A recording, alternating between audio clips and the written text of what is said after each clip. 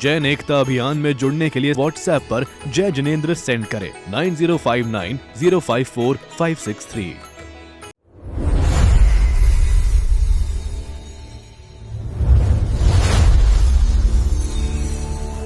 Jain international सेवा organisation जिसो एक global digital महा ऑर्गेनाइजेशन है।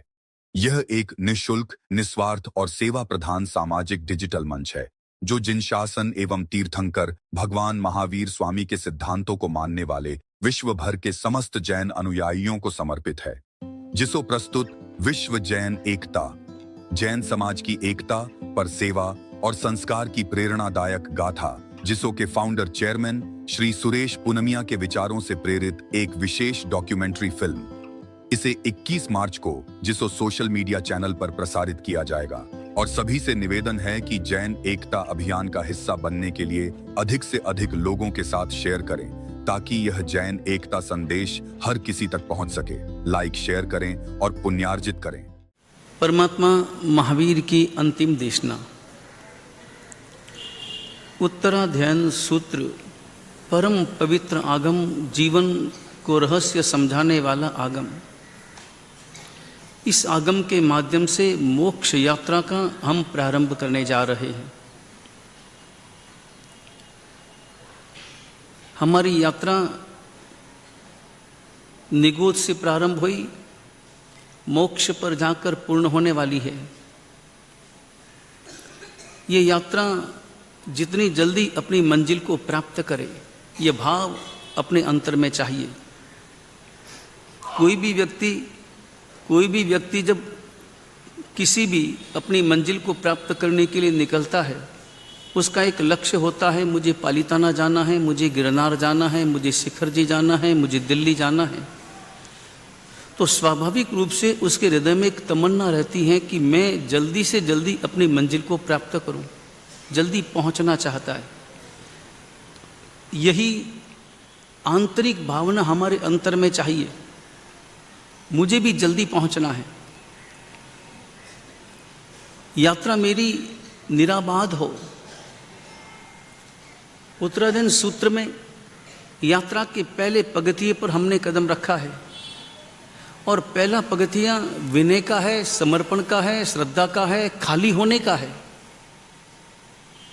पहला पगथिया अर्थार्थ खाली हो जाना, अपने अंतर को खाली कर लेना, अपने मन को खाली कर लेना।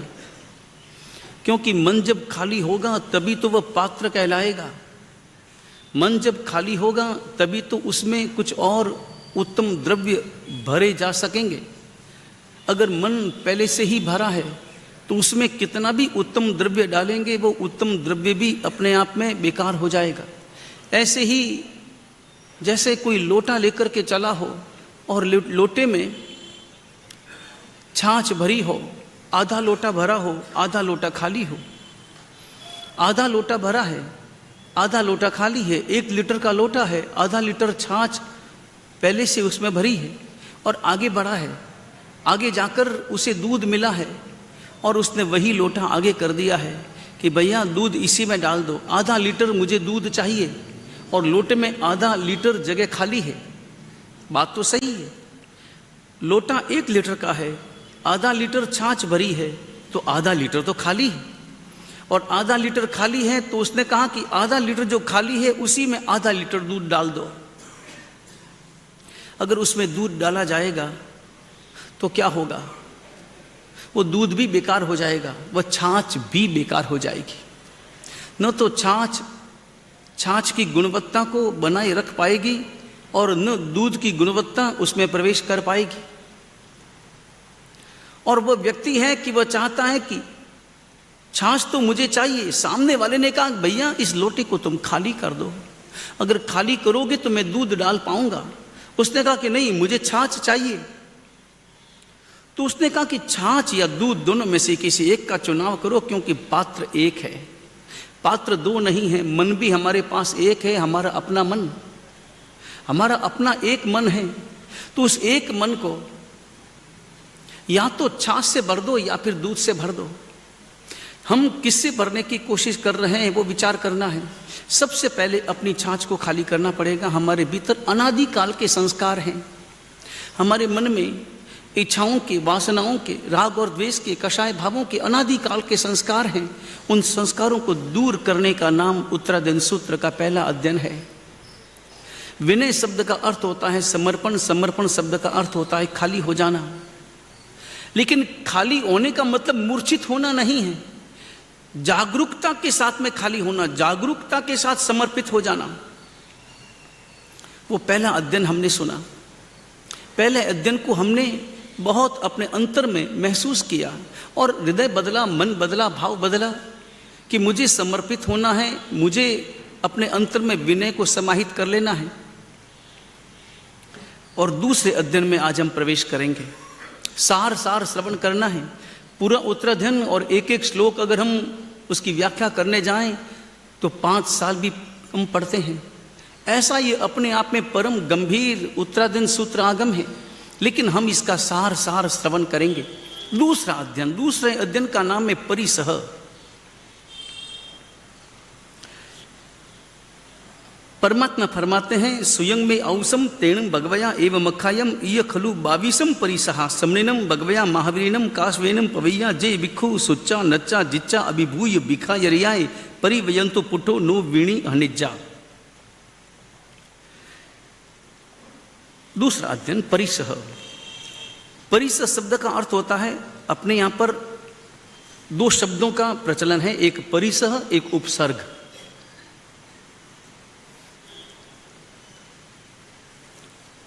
परिसह और उपसर्ग। उपसर्ग वो है जो किन्हीं औरों के द्वारा दिए जाते हैं। किसी औरों के द्वारा दिए जाने वाला दुख उपसर्ग है, और स्वयं के द्वारा स्वयं को दी जाने वाली दुख रूप क्रिया वो परिसह है। स्वयं के द्वारा, स्वयं के पुरुषार्थ के द्वारा, स्वयं की प्रसन्नता के द्वारा, मजबूरी में नहीं। दुख भी 2 प्रकार का, एक मजबूरी में प्राप्त होने वाला दुख, और एक इच्छा शक्ति से प्राप्त होने वाला दुख। मजबूरी में दुख मिलता है, जैसे मान लो कोई भिखारी है और भिखारी है, उसे भीख नहीं मिली, भोजन नहीं मिला, और भोजन नहीं मिलने के कारण उसका उपवास हो गया। उपवास किया नहीं, उपवास हो गया, भूखा रहा, सुबह से शाम भूखा रहा, रात को भी भूखा रहा, बिलबिलाता रहा, रोता रहा, चीखता रहा, मगर उसे भोजन नहीं मिला। तो भूखा तो वो रहा, दुख उसे मिला, वो दुख मजबूरी है, नहीं मिला इस कारण। लेकिन तपस्या कर रहे हैं, उपवास कर रहे हैं, इसका मतलब यह नहीं है कि भोजन नहीं मिल रहा, भोजन पूरा मिल रहा, और फिर भी जानबूझकर और प्रसन्नता के साथ, परम प्रसन्नता के साथ में उसका त्याग करके उपवास करना, यह इच्छा शक्ति का परिमाण, इच्छा शक्ति के आधार पर, मजबूरी में नहीं, परिसह उसका नाम है। कुल मिलाकर अपने शास्त्रों में 22 परिसह का उल्लेख है। परिसह शब्द का सीधा सा अर्थ है लोगों की नजरों में जिसे हम दुख कहें वो दुख। और एक बात समझ लेना जरूरी है, हम हमेशा सुख के पीछे भागते हैं। सारी दुनिया, सारे जीव केवल और केवल सुख के पीछे पागल है। सुख प्राप्त करने के लिए दौड़ लगाते हैं, सुख प्राप्त करने के लिए घर से रवाना होते हैं, विदेश जाते हैं, परदेश जाते हैं, दुकान पर जाते हैं, परिवार को भी छोड़ते हैं, और दुकान पर लंबे समय तक बैठते हैं, लंबे समय तक पसीना बहाते हैं, परिश्रम करते हैं। सुख प्राप्त करने की एकमात्र कामना हर जीव के अंतर में रहती है। लेकिन एक बात निश्चित रूप से समझें कि हर सुख अच्छा नहीं होता और हर दुख बुरा भी नहीं होता। सुख दुख की हमारी जो व्याख्या है वो व्याख्या समझ लेना जरूरी है। सुख दुख की हमारी व्याख्या बड़ी अजीबोगरीब है, और हमने स्वाभाविक रूप से सुखी किसे कहना, दुखी किसे कहना, सुख किसे कहना, दुख किसे कहना, इसकी एक परिभाषा अपने दिमाग में स्थापित कर ली। उस स्थापित परिभाषा के आधार पर हम नापते हैं, तोलते हैं व्यक्ति को, परिस्थितियों को, वातावरण को, और उस वातावरण के आधार पर सर्टिफिकेट देते हैं कि यह सुखी है, यह दुखी है।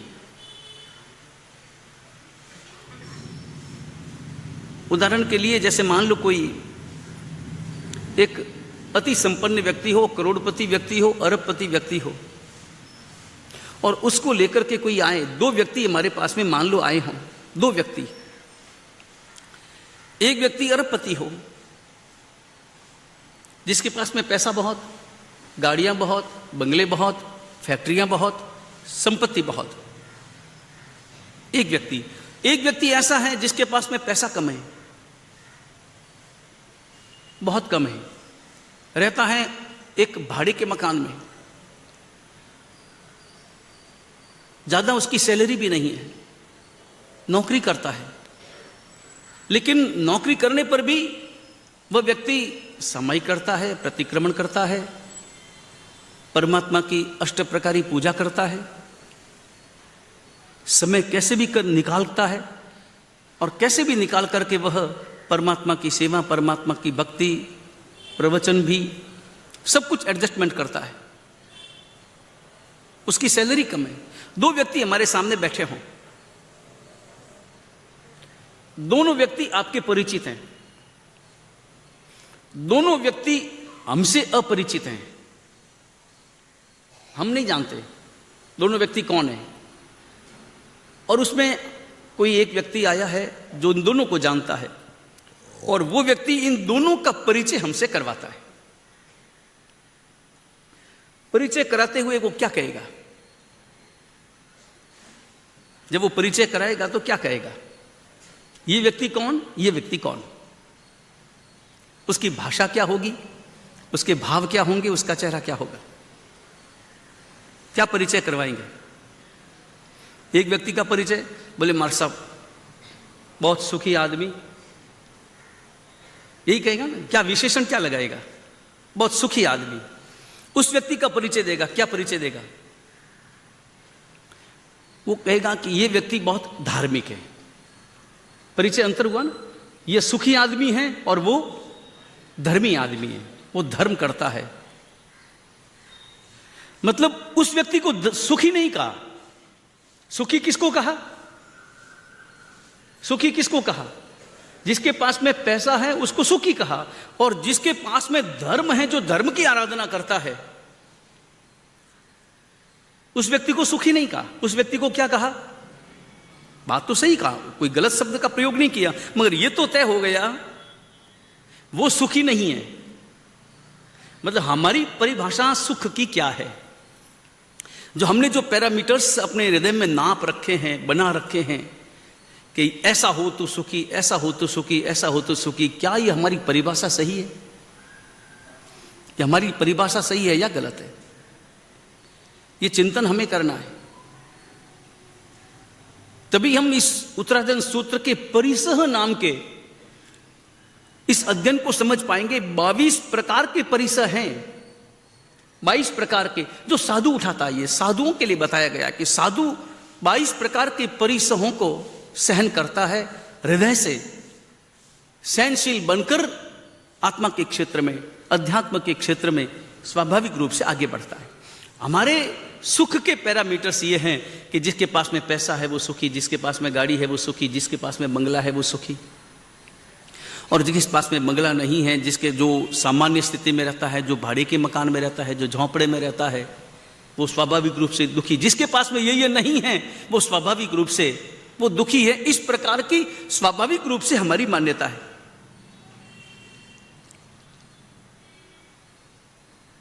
साधु साधियों का नंबर किस में आएगा? नहीं, साधु साधियों का नंबर किस में आएगा? अच्छा, पूर्णिया श्रावक, जिसका उदाहरण हम रोज देते हैं। पूर्णिया श्रावक सुखी था या दुखी? पूर्णिया श्रावक को हम क्या कहेंगे? पूर्णिया श्रावक सुखी था या दुखी था? नहीं, उसके पास में वो बातें तो नहीं थी जिसके विषय में आप हमेशा चिंतन करते हैं कि ऐसा होगा तो सुख होगा, ऐसा होगा तो सुख होगा। वो तो उसके पास में नहीं थी। पुण्य श्रावक का वर्तमान, पुण्य श्रावक का अतीत अलग था। पुण्य श्रावक अति संपत्ति वाला था, अति संपत्ति वाला था, लेकिन देश ना सुनी परमात्मा की और सारे परिग्रह का त्याग कर दिया, संपूर्ण परिग्रह का त्याग कर दिया और केवल रूई की पूनी काट करके अपने जीवन का निर्वाह करने का निश्चय किया, सारी संपत्ति दान कर दी। यह पुण्य श्रावक का इतिहास है। लेकिन उसका वर्तमान में उसके पास में नहीं। वर्तमान में क्या था उसके पास में? केवल बस एक रोज दोनों जने भोजन कर सके, रोज दोनों जने भोजन कर सके, इतनी ही आय, उतना ही कमाना, और अतिथि को अर्पण करने के लिए दोनों में से एक को उपवास करना। एक रोज ये उपवास करे, एक रोज वो उपवास करे। पुण्य श्रावक इस दशा में भी सुखी था या दुखी था? सुखी था, दुखी था? नहीं, किस आधार पर? अच्छा, दूसरा सवाल, पुण्य जैसे सुखी हम बनना चाहते हैं या नहीं? नहीं, पुण्य सुखी था, ये तो आपने कहा ना। पुण्य सुखी था कि दुखी था? कि सुखी था। तो क्या हम पुण्य जैसे सुखी बनने का भाव अपने अंतर में रखते हैं? नहीं रखते तो रोका किसने? नहीं रखते तो फिर रोकने वाला कोई नहीं। सुख की और दुख की जो परिभाषा है, बड़ा मुश्किल काम है।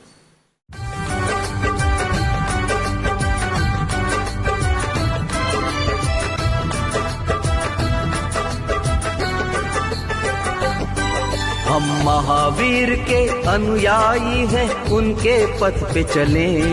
हम महावीर के अनुयायी हैं, उनके पथ पे चले।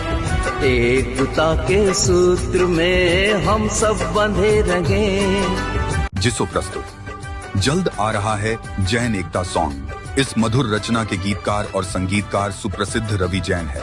यह गाना 21 मार्च को जिसो सोशल मीडिया चैनल पर प्रसारित किया जाएगा और सभी से निवेदन है कि जैन एकता अभियान का हिस्सा बनने के लिए अधिक से अधिक लोगों के साथ शेयर करें, ताकि यह संदेश और यह संगीत हर किसी तक पहुंच सके। लाइक, शेयर करें और पुण्यार्जित करें। जैन एकता अभियान में जुड़ने के लिए व्हाट्सएप पर जय जिनेंद्र सेंड करें 9059 054 563।